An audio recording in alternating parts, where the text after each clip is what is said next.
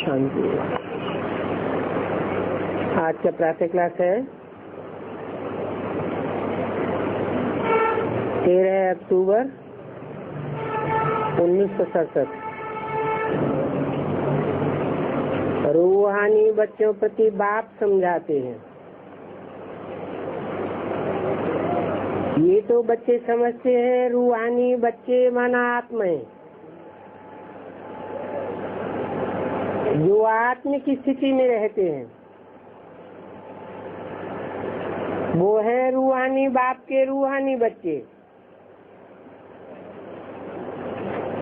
रूहानी बाप माना आत्माओं का बाप।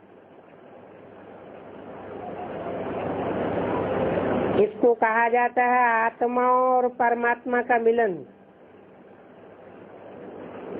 और ये मिलन होता ही एक बार है।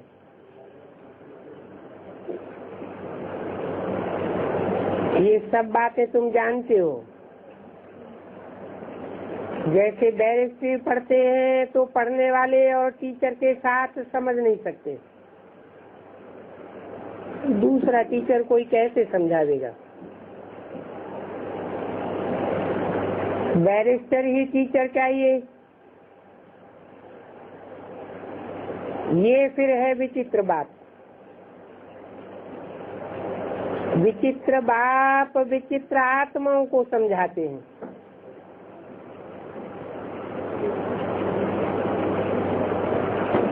वास्तव में आत्मा विचित्र है, उसका चित्र खींचा नहीं जा सकता।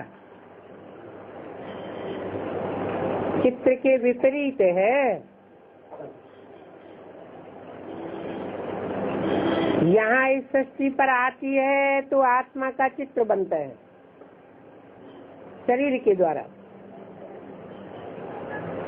और चित्र में पार्ट बजाती है।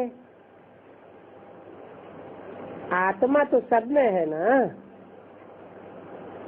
जानवरों में भी आत्मा तो है ना। 84 लाख कहते हैं, उसमें तो सब जानवर आ जाते हैं।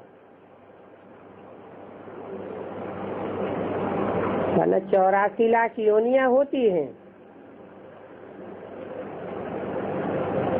जानवर, कीट, पशु, पक्षी, पतंगे सब आ जाते हैं। ढेर जानवर हैं। बात समझाते इन बातों में जाना टाइम वेस्ट कर रहे हैं। सिवाय इस ज्ञान के मनुष्यों का टाइम वेस्ट ही होता है। इस समय बाप बैठ तुम आत्माओं को पढ़ाते हैं, फिर आधा कल्प तुम प्रारब्ध भोगते हो। इस पढ़ाई की प्रारब्ध भोगते हो ना, वहाँ तुमको कोई तकलीफ नहीं होती है। तुम्हारा टाइम वेस्ट होता ही है दुख सहन करने में। यहाँ तो दुखी दुख है, इसलिए सभी बाप को याद करते हैं कि हमारा दुख में टाइम वेस्ट होता है, इस दुख से निकालो। बाकी सुख में कब टाइम वेस्ट नहीं कहेंगे। ये भी तुम समझते हो। इस समय मनुष्य की कोई वैल्यू नहीं है। मनुष्य अचानक देखो कैसे मरते रहते हैं। एक ही तूफान में कितने मर जाते हैं। इस रावण राज्य में मनुष्य की कोई वैल्यू नहीं रहती। अभी बाप तुम्हारी कितनी वैल्यू बढ़ाते हैं। बर्थना के पैनी से फिर बर्था पाउंड बनाई देते हैं। गाया भी जाता है हीरे जैसा जन्मा मूलक। इस समय मनुष्य कौड़ियों के पिछाड़ी लगे हुए हैं। बुद्धि कौड़ियों में लगी हुई है। क्या कमाते हैं? करके लखपति, करोड़पति, पद्मपति बनते हैं। उन्हों की सारी बुद्धि उसी में ही लटकी रहती है। उनको कहते हैं ये सब भूल बाप को याद करो, परंतु मानेंगे नहीं। बुद्धि में बैठेगा उनको जिनको आधा कल्प पहले भी बैठा होगा।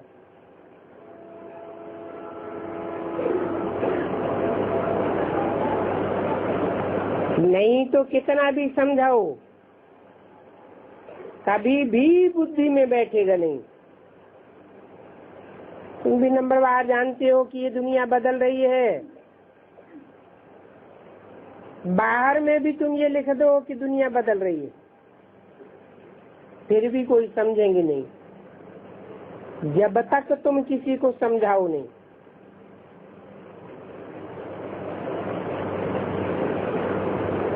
अच्छा कोई आते हैं फिर उनको समझाना पड़े, बाप को याद करो, सतो प्रधान बनो, नालिश तो बहुत है।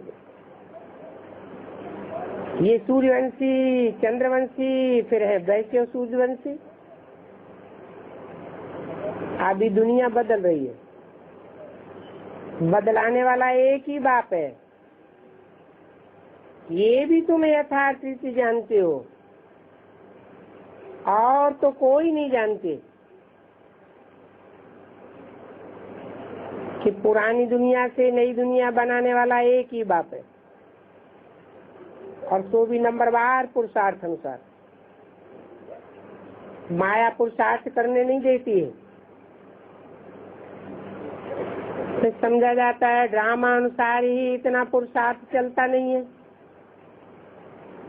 अभी तुम बच्चे जानते हो हम श्रीमत से अपने लिए इस दुनिया को बदला रहे हैं, और श्रीमत है ही ऊंची से ऊंची शिव बाबा की। शिव बाबा कहना तो बहुत सहज है, और तो कोई न शिव बाबा को न वर्षा को जानते हैं। बाबा माना ही वर्षा, जैसे बाबा में हमारा सारा वर्षा समाया हुआ है।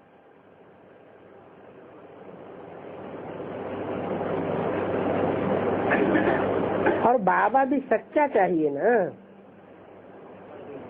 आजकल तो म्यूनिसिपैलिटी के बड़े को भी बाबा कह देते हैं, गांधी को भी भारत का फादर कह देते थे। वास्तव में ये भी तो रंग है ना। ये कोई जगत गुरु कहते हैं क्या? अब जगत माना सारी सृष्टि का गुरु, वो मनुष्य कैसे हो सकता है? जबकि पतित पावन सर्व का सदगति दाता एक ही बाप है, और वो बाप है निराकार। फिर कैसे लिबरेट करते हैं? दुनिया बदलती कैसे है? जरूर वो निराकार कोई साकार के द्वारा एक्ट में आवेंगे, तब तो पता पड़ेगा ना। ऐसे नहीं कि प्रलय हो जाती है फिर बाप नए सिरे रचते हैं। शास्त्रों में दिखाया एक बड़ी प्रलय होती है और दूसरी छोटी प्रलय होती है। फिर पीपल के पत्ते पर कृष्ण आता है, परंतु बाप समझाते हैं ऐसे होता नहीं है। गाया भी जाता है, हिस्ट्री मस्ट रिपीट। और सारी दुनिया की प्रलय तो हो न सके, तुम्हारी दिल में है। अभी ये पुरानी दुनिया बदल रही है, ऐसे तो नहीं कहेंगे कि नई दुनिया बदल करके पुरानी हो रही है। नहीं, पुरानी दुनिया बदल करके नई हो रही है।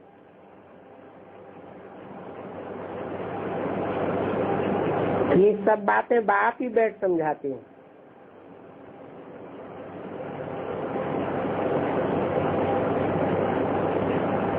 ये लक्ष्मी नारायण नई दुनिया के मालिक हैं। तुम चित्रों में भी दिखाते हो कि पुरानी दुनिया का मालिक है रावण। राम राज्य और रावण राज्य गाया जाता है। तुम्हारी बुद्धि में ये बातें हैं। बाबा ये पुरानी दुनिया बदलाए रहे हैं और आसुरी दुनिया खत्म होकर के अब दैवी दुनिया की स्थापना हो रही है। बाप कहते हैं मैं जो हूँ और जैसा हूँ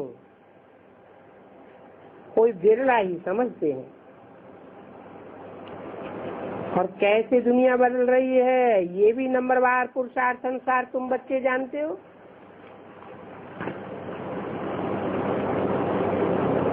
13 अक्टूबर 1967 की वाणी का दूसरा पेज। जो अच्छी रीति पुरुषार्थ करते हैं उनको बड़ा अच्छा नशा रहता है। याद के पुरुषार्थ का रियल नशा चढ़ेगा। 84 के चक्र का नॉलेज समझाने में इतना नशा नहीं रहता है जितना बाप की याद की यात्रा में नशा चढ़ता है। मूल बात है पावन बनने की।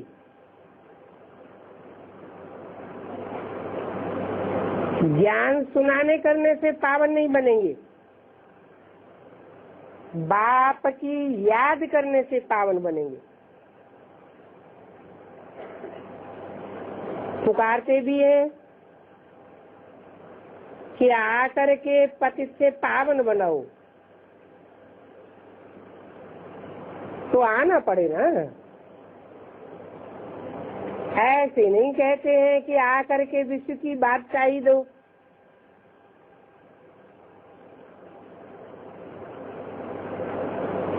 या आकर के ज्ञान सुनाओ। भक्ति मार्ग में कितनी कथाएं सुनते हैं। सच्ची सच्ची सत्यनारायण की कथा तो ये है, और वो कथाएं तो जन जन्मांतर सुनते सुनते नीचे उतरते आए। भारत में ये कथाएं सुनने का रिवाज है और कोई खंडों में कथाएं सुनने का रिवाज नहीं है।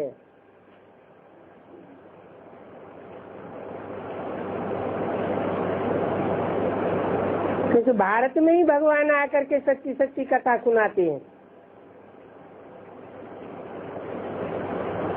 भारत कोई रिलीजियस मानते हैं। ढेर के ढेर मंदिर हैं भारत में।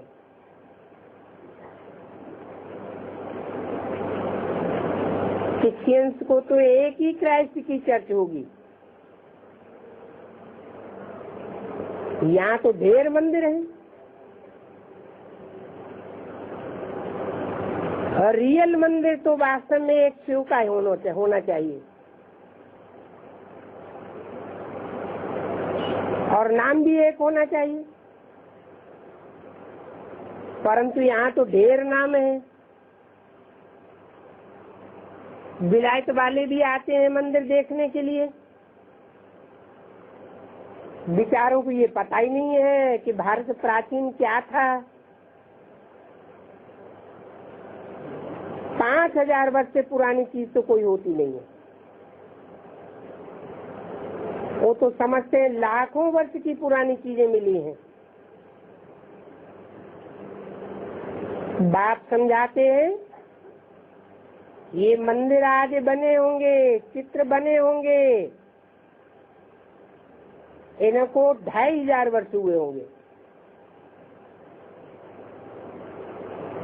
पहले पहले शिव की पूजा होती है।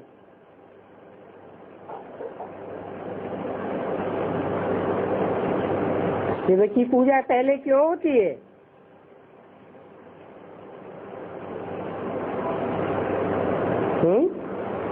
पूजा का आधार क्या है? प्योरिटी। तो जरूर से वो कोई मुकर्रर रथ में आकर के पहले पवित्र संसार के सामने देखने में आता होगा, और द्वापर के आदि में जिस शिव की पूजा होती है वो अब व्यभिचारी पूजा है।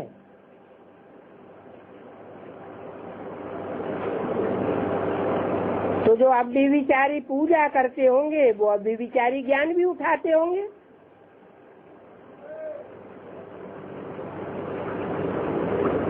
पहले होती है अब व्यभिचारी पूजा,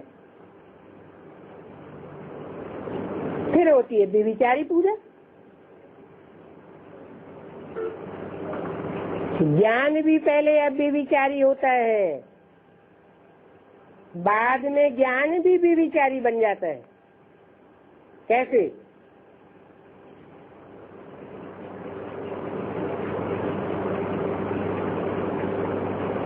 एक से सुनते तो आप व्यभिचारी ज्ञान, और अनेकों की बातें बुद्धि में बैठी तो व्यभिचारी ज्ञान।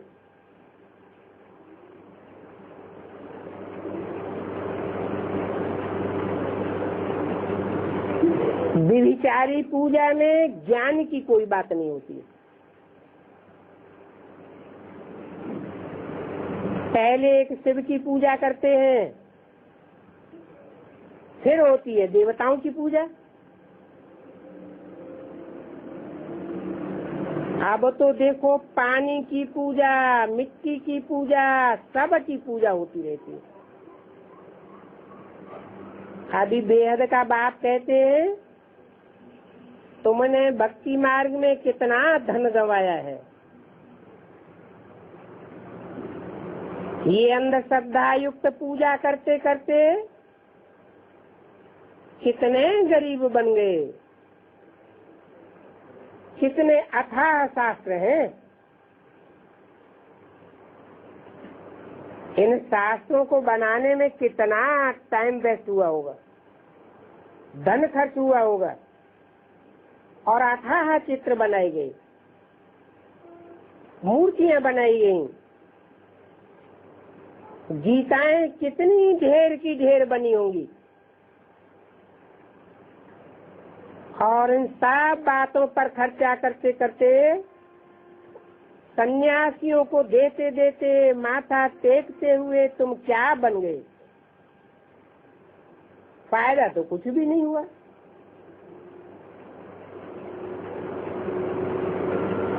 कल ही मैंने तुम्हें आकर के डबल सिर ताज बनाया था, आज तुम कितने कंगाल बन गए हो।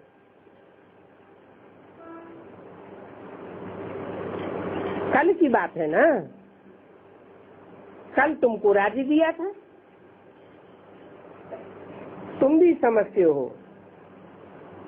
बरोबर हमने 84 का चक्र ऐसे लगाया है। 84 जन्म और 84 लाख में देखो कितना फर्क है।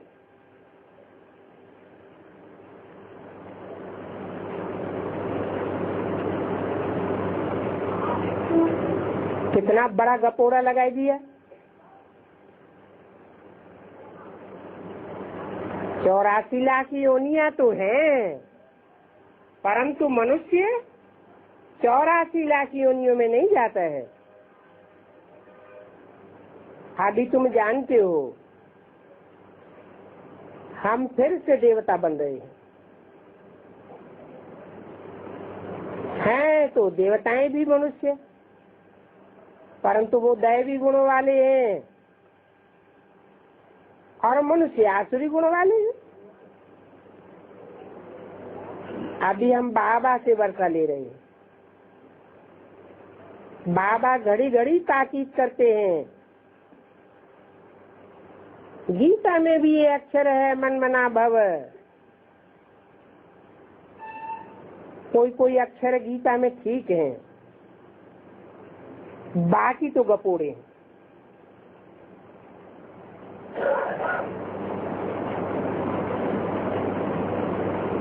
कहते हैं देवी देवता सनातन धर्म अब प्रायः लोप हो गया है। प्रायः कहा जाता है ना, यानी देवी देवता धर्म में है ही नहीं, बाकी चित्र बचे हैं। अभी देवी देवता धर्म का शास्त्र भी जरूर चाहिए।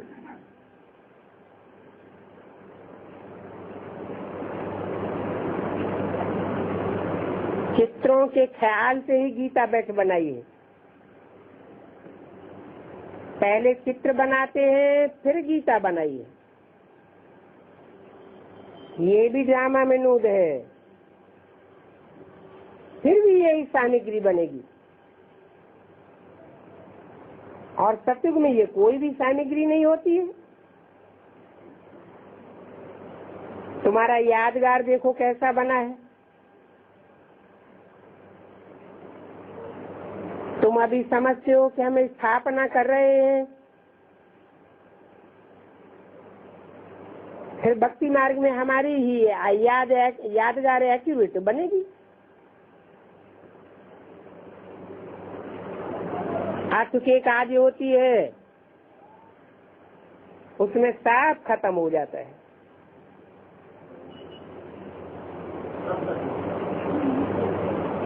कब?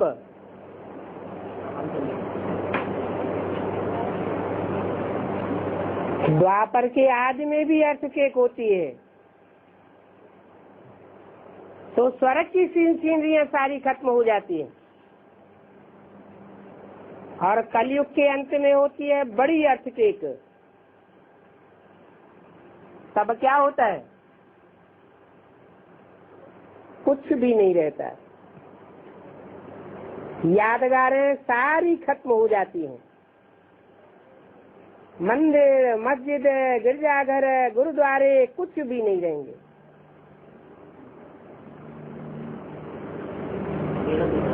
वहाँ सतयुग में तुम सब कुछ नया बना देंगे। हुनर तो वहाँ रहता है ना। देखो ये हीरे काटने का भी हुनर है, यहाँ भी हीरों को काटते हैं फिर बनाते हैं।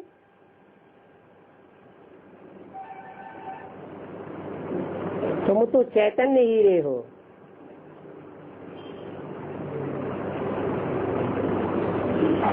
पहले पहले उस हीरे को देखो तो तुम बिल्कुल ही समझ न सको ये हीरा है। इसे समझने में बड़े एक्सपर्ट होने चाहिए।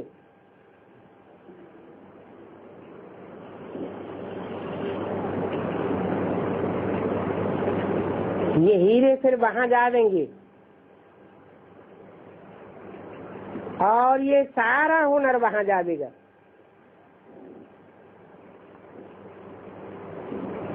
तुम समझते हो कितना सुख होगा। लक्ष्मी नारायण का राज्य था, उसका नाम ही है स्वर्ग। 100% सॉल्वेंट थे, अभी तो 100% इंसॉल्वेंट। भारत में जवाहरात की बहुत फैशन है, ये परंपरा चली आती है। तो तुम बच्चों को कितनी खुशी होनी चाहिए। तुम जानते हो ये दुनिया बदल रही है, अभी स्वर्ग बनने जा रहा है। इसके लिए हमको पवित्र जरूर बनना पड़े, दैवी गुण भी धारण करने हैं। इसलिए बाबा कहते हैं अपना चार्ट रखो। हम आत्मा ने कोई आसुरी एक्ट तो नहीं किया, अपन को आत्मा पक्का समझो।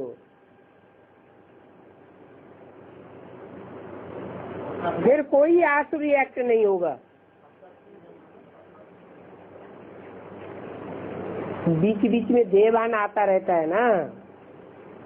प्रैक्टिस ऐसी हो कि अपन को भी आत्मा समझे और जो भी सामने आवे उनकी देह बुद्धि में न बैठे। क्या देखने में आवे? हीरा आत्मा देखने में आवे। शरीर द्वारा कोई विकर्म तो नहीं किया। विकर्म करते हैं तो जरूर उस समय देह भान में होते हैं। ऐसा विकर्म करने से रजिस्टर खराब हो जाएगा। अभी 21 जन्मों की लॉटरी मिलती है, तो ये देखो रेस है पुरुषार्थ की। जैसे घुड़दौड़ होती है ना, ये आत्मा भी अश्व है।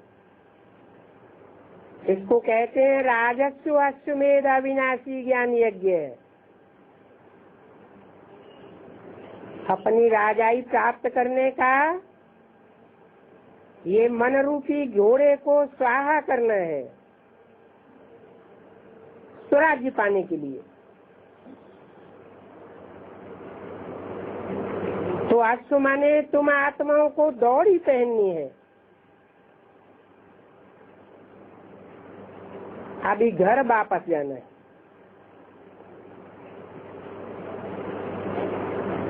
इसको स्वीट साइलेंस होम कहा जाता है। ये अक्षर भी अभी तुम सुनते हो। अभी बाप कहते हैं बच्चे खूब मेहनत करो, राजाई मिलती है जन्म जन्मांतर के लिए, कोई कम बात थोड़ी ही है। मैं आत्मा हूँ, इतने जन्म के लिए अभी बाप कहते हैं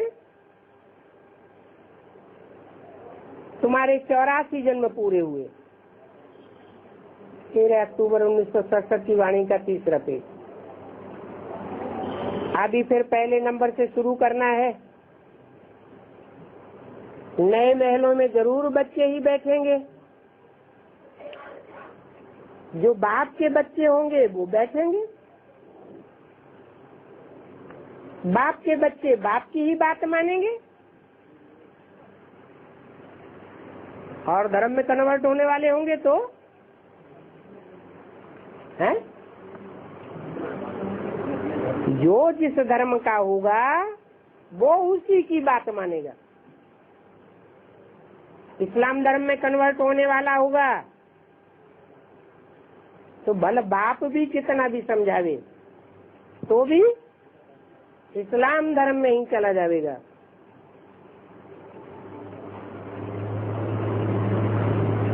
तो देखो नए महलों में बच्चे बैठेंगे, ऐसे तो नहीं खुद पुराने में बैठे और नए किराए वालों को बैठावेंगे। तुम जितनी मेहनत करेंगे उतना तुम नई दुनिया के मालिक बनेंगे।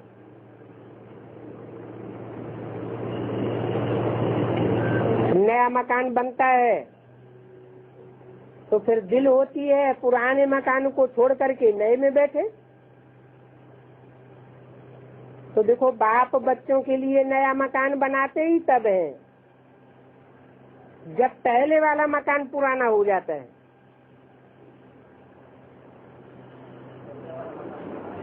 यहाँ किराए पर देने की तो बात ही नहीं है। जैसे वह लोग मून आदि में प्लाट लेने की कोशिश करते हैं, तुम फिर स्वर्ग में प्लाट ले रहे हो। जितना जितना ज्ञान और योग में रहेंगे उतना उतना पवित्र बनते जाएंगे। ज्ञान में रहने से, मनन चिंतन मंथन जास्ती चलने से बुद्धि महीन बनती है। पाप कर्म नहीं होंगे,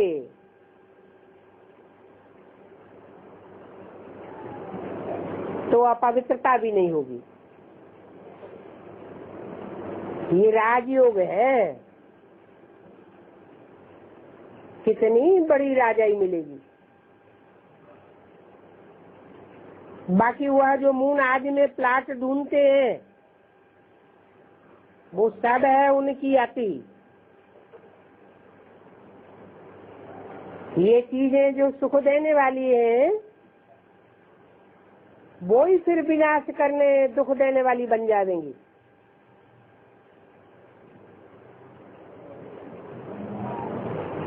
अति का अंत हो जाएगा। आगे चल करके ये लश्कर आदि भी कम हो जाएगा। अभी तो लश्कर में हर देश का कितना पैसा खर्च होता है।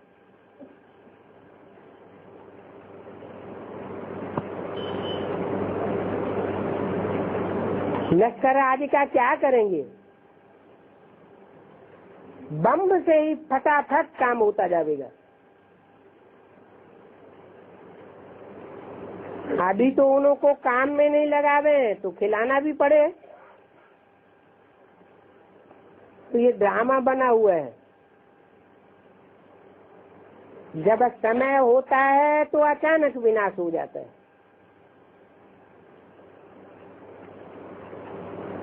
फिर सिपाही आदि भी मर जाते हैं। तो अंत समय में ये विनाश देखने का मजा है। जिसने अंत किया उसने सब कुछ किया। तुम अब फरिश्ते बन रहे हो।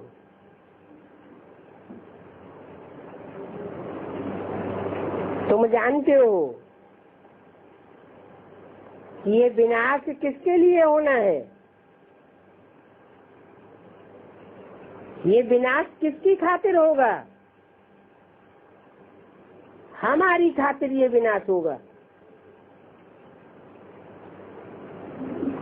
विनाश होगा तो हमारी खातिर ही होगी। निर्वाह मौत, मलू का शिकार। ड्रामा में यही पार्ट है। पुरानी दुनिया सारी खलास हो जाती है। जो जैसा कर्म करते हैं वैसा जन्म लेते हैं। अभी समझो सन्यासी अच्छे हैं, जन्म तो फिर भी गृहस्थियों के पास लेंगे।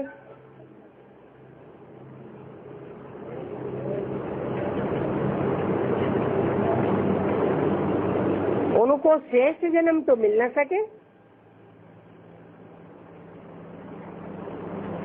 श्रेष्ठ जन्म तो तुमको नई दुनिया में मिलना है।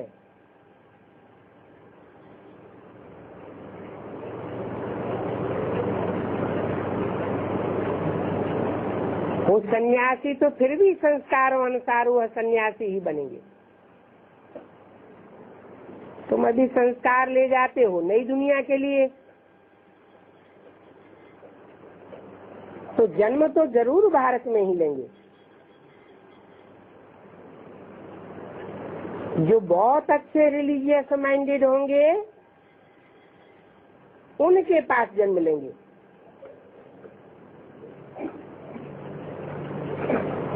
क्योंकि तुम कर्म ही ऐसे करते हो। कैसे?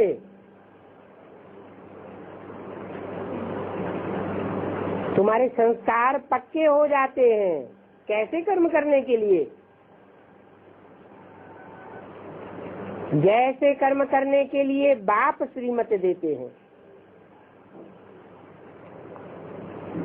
जैसा जैसा संस्कार उस अनुसार ही जन्म होता है। तुम बहुत ऊंच कुल में जाए जन्म लेंगे। तुम्हारे जैसा अच्छा कर्म करने वाला तो कोई होगा भी नहीं।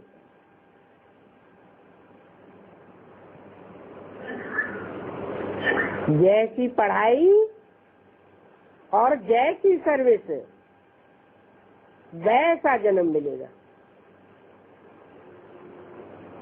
अच्छी पढ़ाई होगी, अच्छी सर्विस की होगी, तो जन्म भी अच्छा मिलेगा।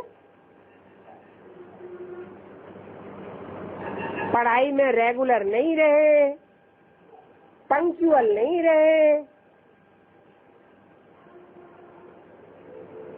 तो सेवा भी अच्छी नहीं कर सकेंगे, फिर जन्म भी वैसे खराब मिलते रहेंगे। बाकी मरना तो बहुतों को है।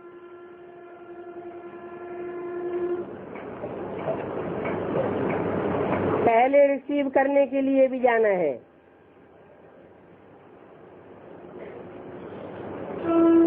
बाप समझाते हैं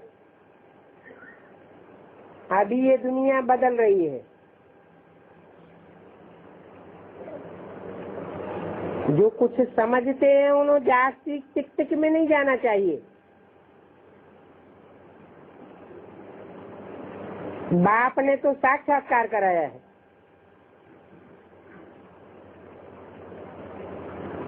बाप अपना भी मिसाल बताते हैं। देखा 21 जन्मों के लिए राजाई मिलती है, उसके सामने ये 10-20 लाख रुपया क्या चीज है।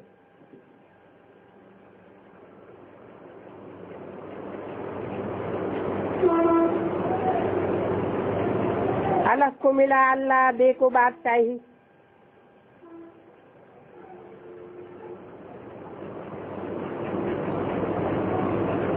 तो अल्लाह जिसको मिल गया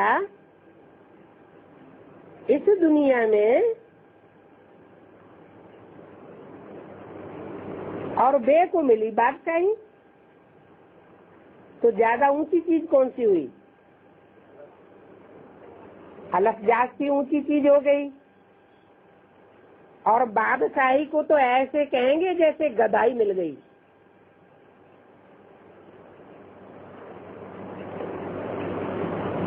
गधा क्या करता है? हैं? धोबी का गधा होता है, वो कपड़ों का वजन ढोता रहता है, सारा वजन ले जाकर धोबी घाट पर छोड़ता है।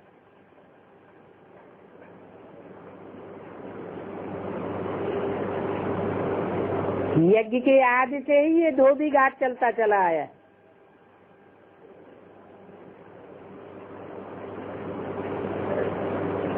फिर गधा कौन हुआ? है? है?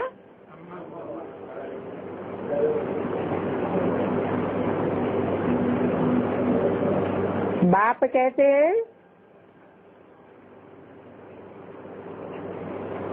अब देखो,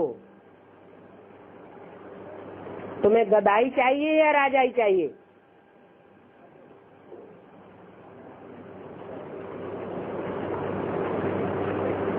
वो धर्म पिताएं आते हैं, चाहे इब्राहिम हो, बुद्ध हो, क्राइस्ट हो, और चाहे उनसे भी पहले आने वाला हो। कौन है? इब्राहिम, बुद्ध, क्राइस्ट से भी पहले कौन आता है? ब्रह्मा आया संगम में। क्या मिला? ब्रह्मा कुमार कुमारियों को क्या मिला? वर्षा मिला? वर्षा तो नहीं मिला, राजाई तो नहीं मिली, और ही कहेंगे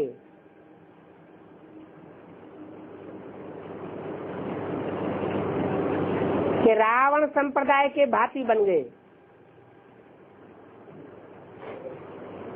रावण के 10 सिर दिखाते हैं, 5 सिर 5 विकारों के सूचक, और 5 प्रकृति के 5 तत्व दिखाते हैं। प्रकृति के 5 तत्व स्त्री रूप है, मंद बुद्धि है, इस पर्सनिफिकेशन किया है चित्रकार ने।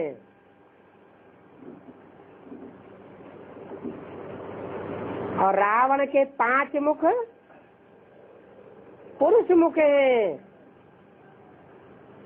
वो भी पर्सनिफिकेशन किया है। इतनी बड़ी दुनिया में सब पार्टदारी है। उन पार्टदारियों के बीच में 100% कहानी का पार्ट बजाने वाला जन्म जन्मांतर का कोई तो होगा। 100% क्रोध का पार्ट बजाने वाला दुनिया में कोई तो होगा।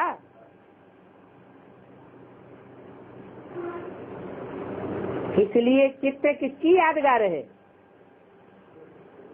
कोई भी चित्र बनता है तो काय की यादगार बनती है? चित्र है चरित्र की यादगार। कोई भी चित्र बनाया जाता है तो उस चित्र से उसका चरित्र लक्षित होता है। चाहे हनुमान का हो, चाहे गणेश का हो, चाहे महाकाली का हो, चित्रकार भी एक प्रकार से उच्च कोटि का कवि होता है। उसके चित्रों में भाव भंगिमा भरी हुई होती है। तो जो रावण का चित्र बनाया है उसमें 5 विकार और 5 प्रकृति के तत्व, 10 रावण के सिर दिखाए गए हैं। 5 हैं मंदोदरी के रूप, प्रकृति माने जड़त्वमयी, मंद बुद्धि वाले हैं। और 5 हैं विकारी, हैं तो बुद्धिमान। कहते हैं रावण बड़ा प्रकांड विद्वान था तो ब्राह्मण ना। तो 10 रावण के जो सिर दिखाए हैं उनका सरपरस्त कौन दिखाया? उन 10 सिरों के ऊपर दिखाया है मुखिया।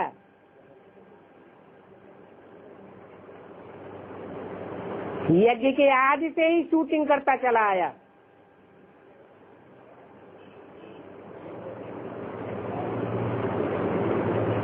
अभी भी शूटिंग हो रही है।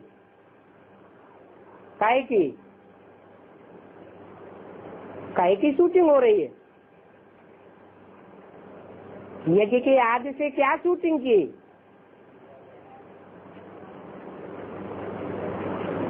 सूर्यवंशी आत्मा यज्ञ के आदि में चली गई। फिर बेसिक नॉलेज में ब्रह्मा की रहबरी में पलने वाले कौन कौन धर्म के रह गए? इस्लामी, बौद्धि, क्रिश्चियन आदि आदि रह गए। उन सब का वजन ढोते रहे। ये सब पतितात्मा है। जैसे गांठ बांधी हुई है, हम पावन बनने वाले नहीं हैं।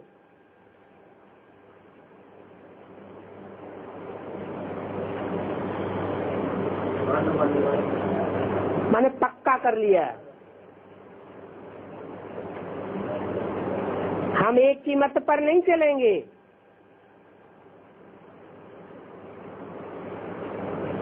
अब एक की मत पर नहीं चलेंगे तो जरूर पतित बनेंगे।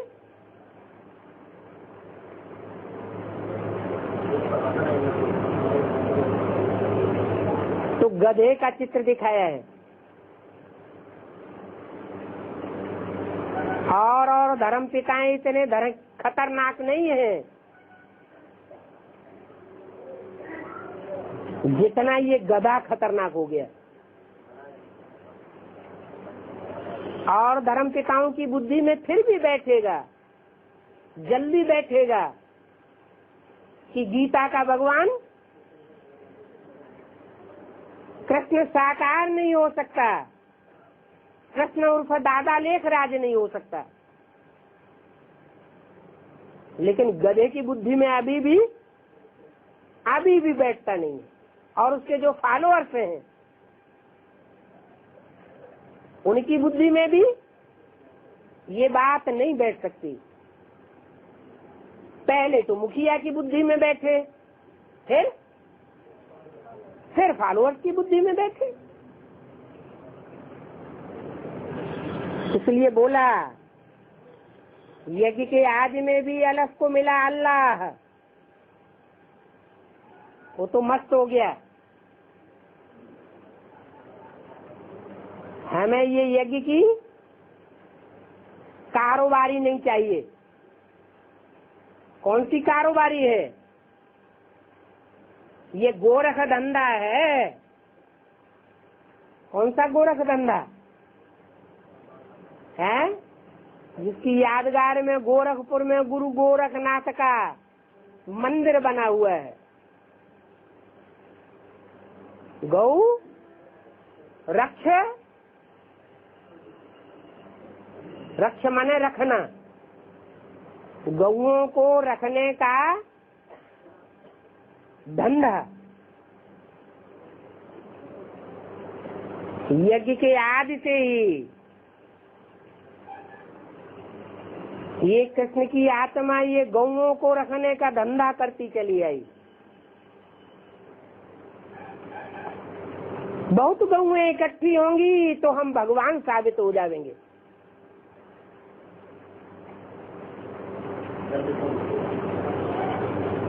परंतु बुद्धि में ये नहीं आता कि पवित्र आत्माओं को इकट्ठा करने वाला है वर प्योर है। जो वर प्योर पार्टधारी है वो हीरो पार्टधारी है। हीरो पार्टधारी भी तब बनता है जब उसमें मुकर्रर रूप से शिव प्रवेश करता है। आदि में भी प्रवेश किया, मध्य में भी प्रवेश करता, और अंत में तो शिव स्वरूप ही हो जाता है, बाप समान बन जाता है।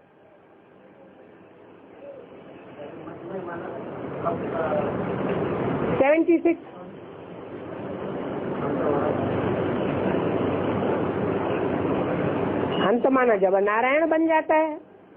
सबसे अच्छा पुरुषार्थ क्या है? नारायण को याद करो। इससे ऊंचा पद कोई होता ही नहीं। ऊंच से ऊंच को याद करेंगे तो हम भी ऊंच से ऊंच बनेंगे। तो यज्ञ के आदि में भी अलग कौन था? अव्वल नंबर कौन था?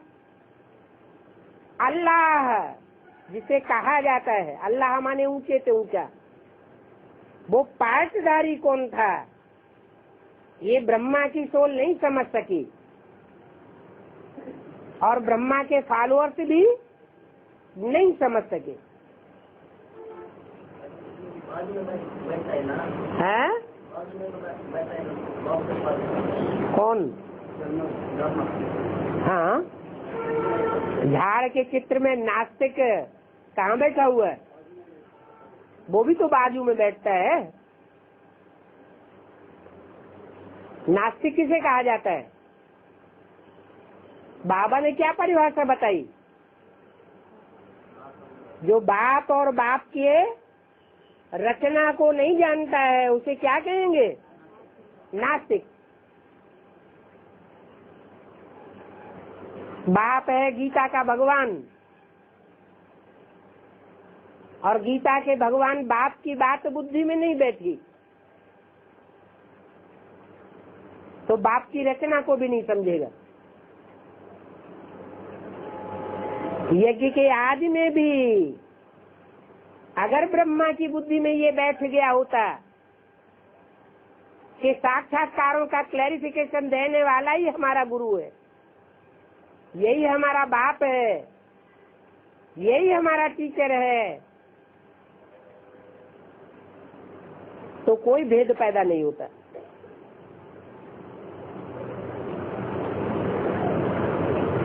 ब्रह्मा की रहबरी में इस्लामी, बौद्धी, क्रिश्चियन सारे ही पलते रहे। अभी भी उस आत्मा का मोह लगा हुआ है उनमें, उनको पालना दे रहा है। जब तक वो क्षण नहीं आएगा, कौन सा क्षण? ब्रह्मा सो विष्णु बनने का, तब तक ब्रह्मा की सोल वो चंद्रमा अधूरा का अधूरा ही रहेगा। चंद्रमा संपूर्ण तब बनता है जब एक तरफ सूर्य उदय होता है और दूसरी तरफ चंद्रमा अस्त हो जाता है। अभी तो गुलजार दादी में उदय हो रहा है ना, चंद्रमा उदय होता है तो सितारों की भी रोशनी होती है। वो सितारे अपने को चंद्रमा के सामने जीते जी मरा हुआ साबित कर पाते हैं क्या? वो अपने को भी प्रत्यक्ष करते हैं। कोई कोई तो अपने को ज्यादा प्रत्यक्ष करते हैं और ब्रह्मा को डाउन करना चाहते। अगर ऐसा नहीं हुआ होता तो ये वर्ल्ड रिन्यूअल ट्रस्ट बाबा से छुप करके नहीं बनाया जाता।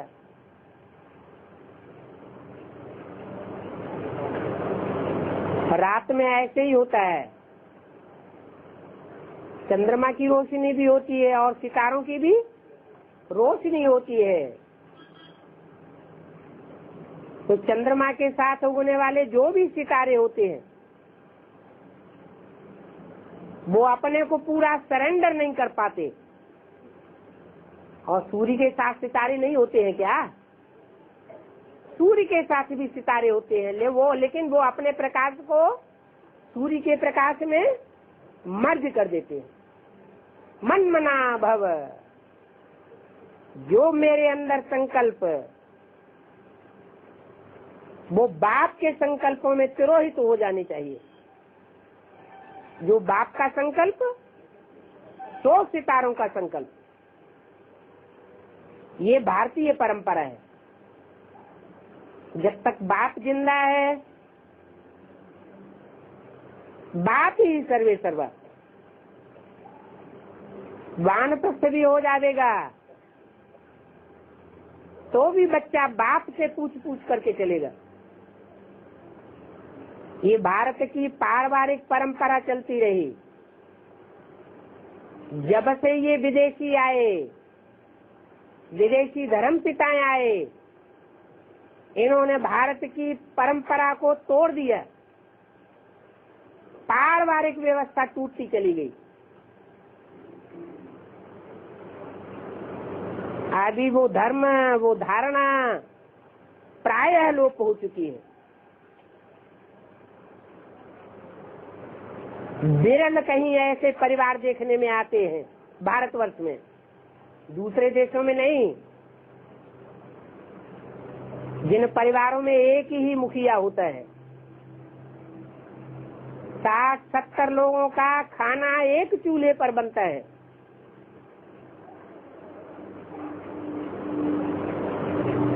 और किसी की मजाल नहीं है जो परिवार के मुखिया का विरोध कर सके।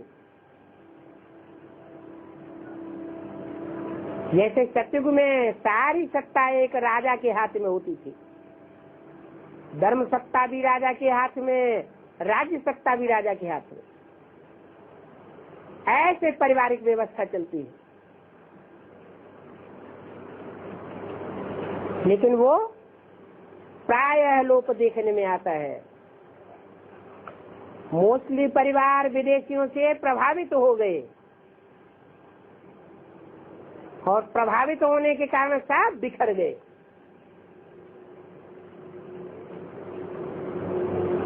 अभी उन बिखरों हुओं को बाप फिर से इकट्ठा करते हैं।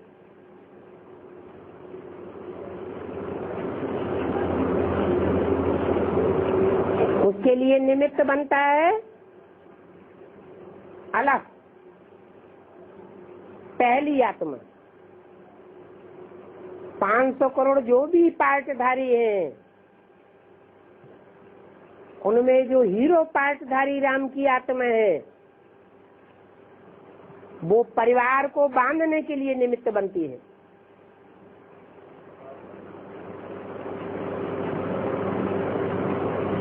ये यूनिटी कैसे बनेगी? यूनिटी काहे से बनती है? प्योरिटी से यूनिटी बनती है। अपवित्रता से होता है विनाश, प्योरिटी से होती है स्थापना।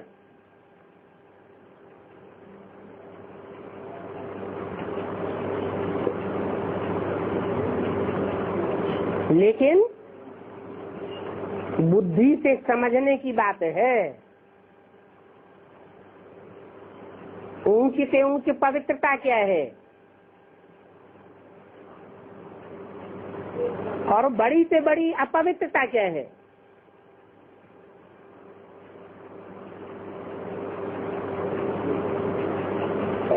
पवित्रता की यादगार मंदिर बनाए जाते हैं। वो मंदिर ये साबित करते हैं कि वो एक शिव ही है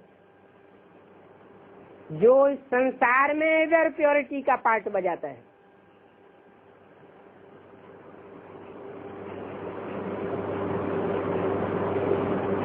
और कोई ऐसी एवर प्योरिटी का पार्ट नहीं बजा सकता। एवर प्योर भी प्रैक्टिकल होना चाहिए। बिना प्रूफ और प्रमाण के कोई मानने के लिए तैयार नहीं होता।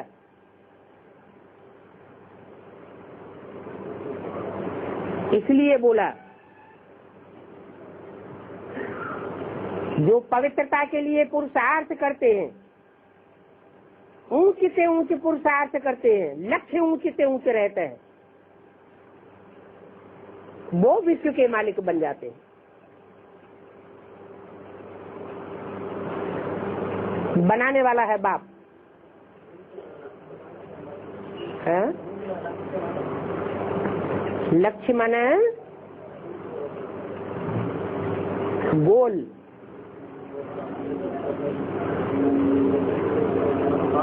M object.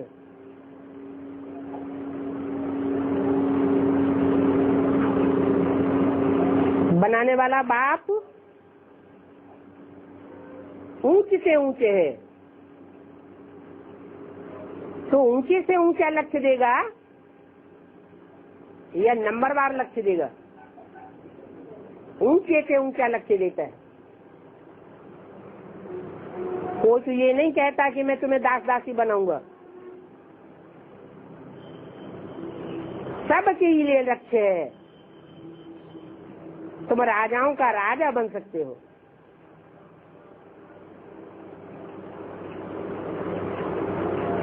लेकिन शर्त एक है, क्या? एक शिव बाबा, दूसरा न कोई। एक शिव के अलावा कोई भी आंख में न बैठे।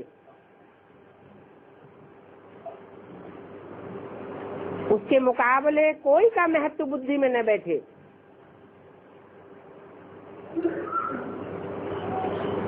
तो अलग को मिले अल्लाह। शास्त्रों में नाम दे दिया एकलव्य। एक को ही लव किया, परंतु एक को लव करने वाले के पीछे परीक्षाएं जरूर आती हैं।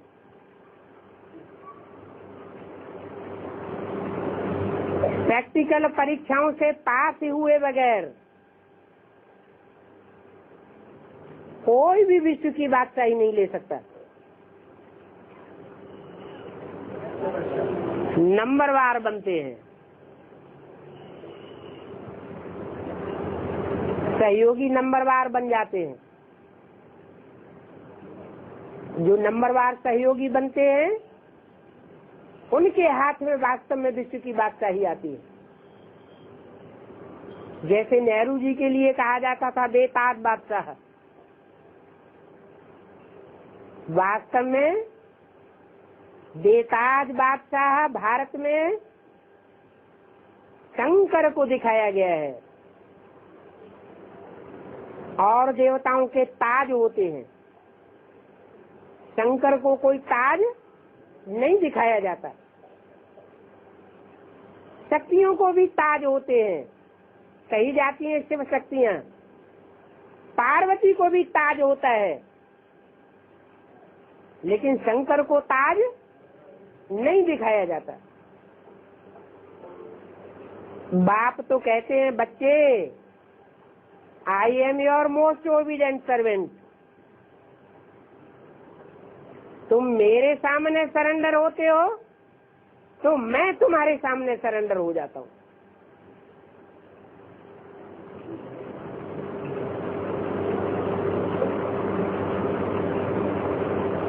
इसलिए बोला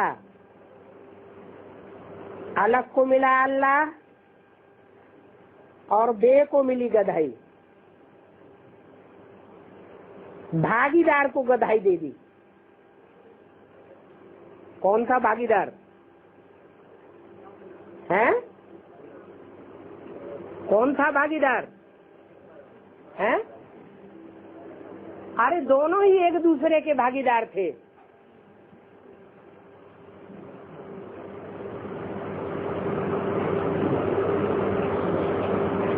एक ने अपनी अकल लगाई, तन की ताकत लगाई, और दूसरे ने अपना धन लगाया। ज्यादा पावरफुल भागीदार कौन हुआ है? जो अकल लगाए और तन की ताकत भी लगाए। यज्ञ में भी ज्यादा वैल्यू किसकी है? धन की ज्यादा वैल्यू है या तन और मन की ज्यादा वैल्यू है? तो यज्ञ के आज में भी तन और मन जिस भागीदार का गया वो हुआ अलग, और जिसका धन गया वो हुआ दे। तो भागीदार को गधाई दे दी। संभालो ये कपड़े, ले जाओ इनको घाट पर। कौन से घाट पर हैं? धोबी घाट पर। धोबी घाट कहाँ है? कहाँ का मशहूर है? हैं?